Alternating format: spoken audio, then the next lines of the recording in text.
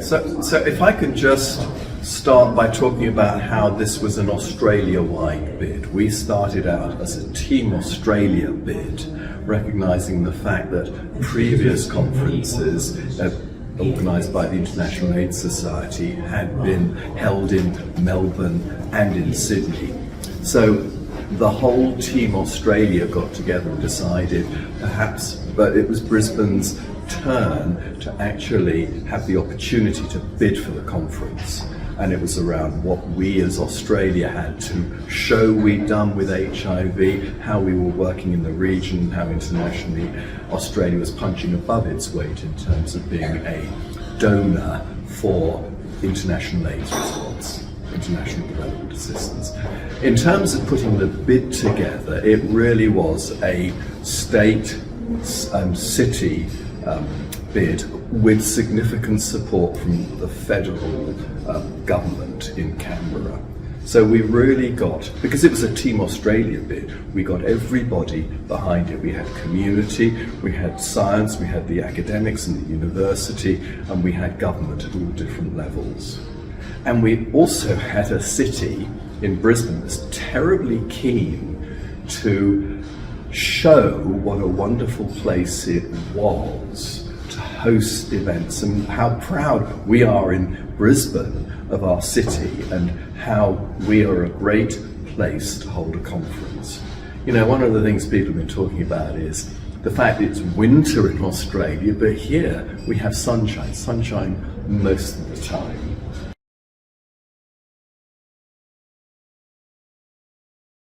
So I think it's not what Brisbane or what the state has achieved, it's what Australia as a country has achieved. And it's a country achievement because it's across civil society, communities, government and academic communities and the scientists. And what we've and the politicians have been so important in our response, because it's been a bipartisan issue. There's never been political fighting. Correct. And that's really interesting because at the start of the AIDS epidemic, when it was called the gay plague and all those horrible stigmatizing words, people who were most at risk were homosexuals, gay men, men who had sex with men, who were not the favourites of a lot of politicians, particularly on the right, in the moral majority. It was in sex workers, particularly female sex workers, and it was in injecting drug users. And on those two issues, Australia's had incredibly influential decisions, like a few other countries have, around laws that really have opened up sex work, so it is not something that you can discriminate against sex workers for. And we've always, here in Australia for the last 40 years, looked at drug use as a health issue, a public health issue, or an individual issue around addiction, rather than as trying to wage a war on drugs. So Australia's actually now got a very interesting epidemic. We don't have a problem in drug users, unlike almost anywhere else in the world, because right from the start our harm reduction approaches were really way out in front of the world.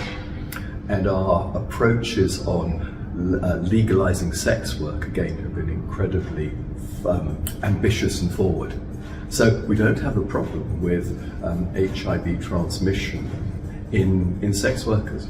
It's really concentrated now in two different groups: the men who have sex with men and who are not taking effective prophylaxis or PrEP, and the numbers of foreign-born people who have almost all acquired HIV overseas.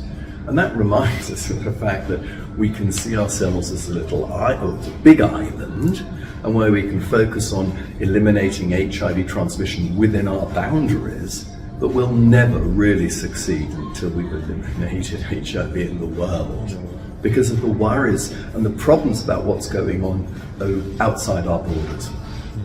different scenarios, different settings, different problems as well. Different problems, but we need to continue.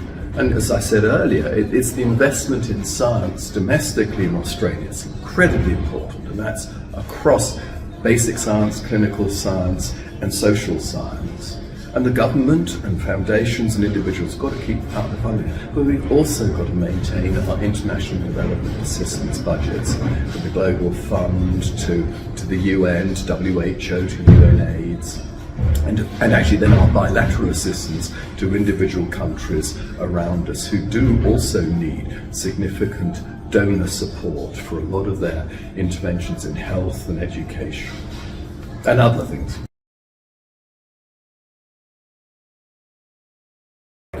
So I think this is common to a lot of groups of scientists or professions that want to come together to discuss. There's this partnership between government, the research community and the community at large, where that problem is expressed or is a big problem. And I think one of the interesting features here is why this was attractive to post-COVID, as we are now returning to the time when we meet again in person. The value of a conference is, of course, bringing the different stakeholders together, but it's also really important for two reasons. You network with your colleagues face to face, and that personal networking or group network where you were working and meeting your collaborators, because a lot of research, almost all research is now international, it's certainly multi-site. It's very unusual for an individual researcher by him or herself to be working in isolation.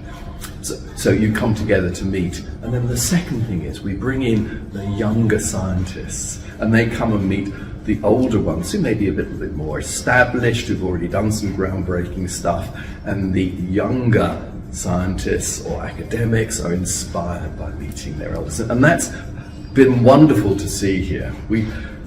One of the things that's been very successful about our conference is the support that has been given for scholarships for young scientists here in Australia and then around the world. In fact, I must congratulate Department for DFAT for their support for a lot of scholarships of people from our regional partners who are working in HIV/AIDS in various different aspects, be it in government, be it in community, be it in the hospitals, to come together, because they've already told me how inspiring and wonderful it is to be here and feel that energy. And we feel the energy of the youth as well, I do have to say. I'm quite old, I've been around the blocks quite a lot, but to feel that energy from the young scientists who we've brought here on the scholarships, it's been lovely.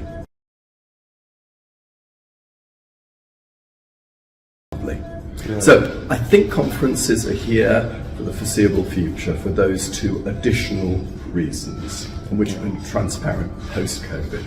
And you can set a good example for the other way. Absolutely. Precisely about the COVID-19, since you touched upon the subject, and now that it's been normalized as a health issue, but without constituting a public emergency anymore, how important is to bring the issue of AIDS back into the headlines, back into the mainstream in terms of funding, as you mentioned in the press conference as well, political attention, the society, and even the society's own subconscious. We have one of the advocates there, the colleague, is saying that the young people doesn't think anymore about AIDS as a public threat, and now has to become prevalent again. So I think, talking about COVID, as I said earlier, one of the big issues that we do need to learn is the inequity in the response to COVID, and the need to continue to have equity in our work globally and nationally on the HIV response. I think in terms of the funding, I think everybody has to realize that global disease priorities are changing. We have the problem of non-communicable diseases emerging enormously. So the burden of disease is changing around the world. So what we've got to figure out is a way that funding for HIV/AIDS can be continued beyond the exceptional ways it was specifically identified as a priority. as a health emergency, really from the 90s, how we now look at a concerted response for HIV/AIDS within an overall stronger health system where more resources are put to health.